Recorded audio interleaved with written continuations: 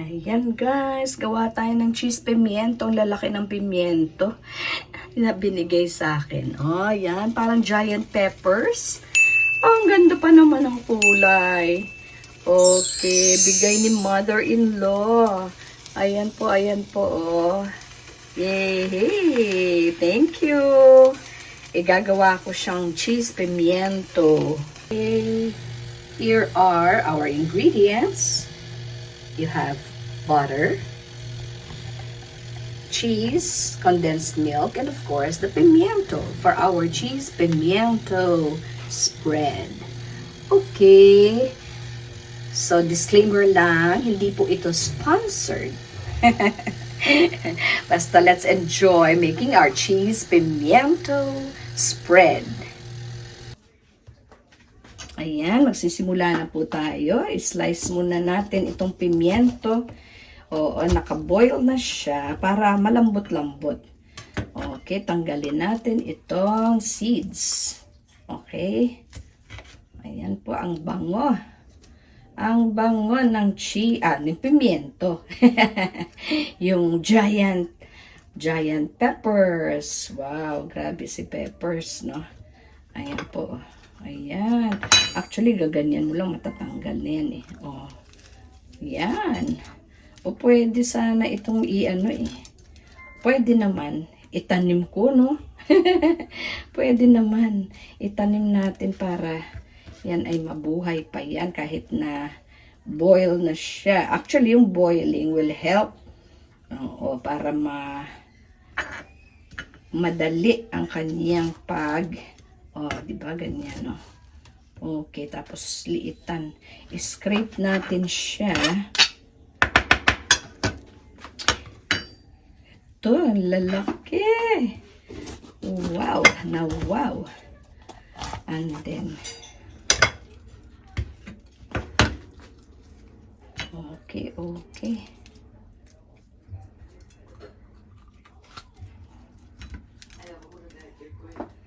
Yan, na.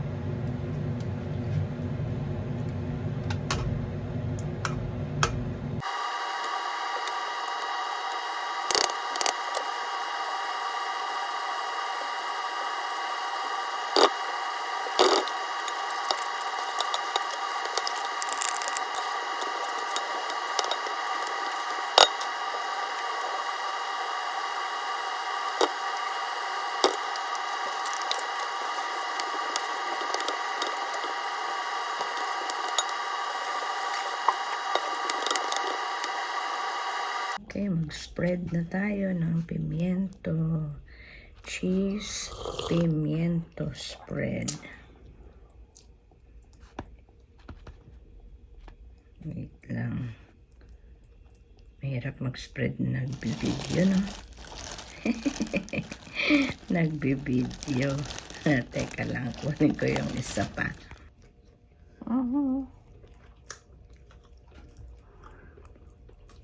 Ayan pa ang ating cheese pimiento spread. Okay, nakapag-spread na. Naubos na yung isa dyan, oh. Ayan, ang cheese pimiento spread.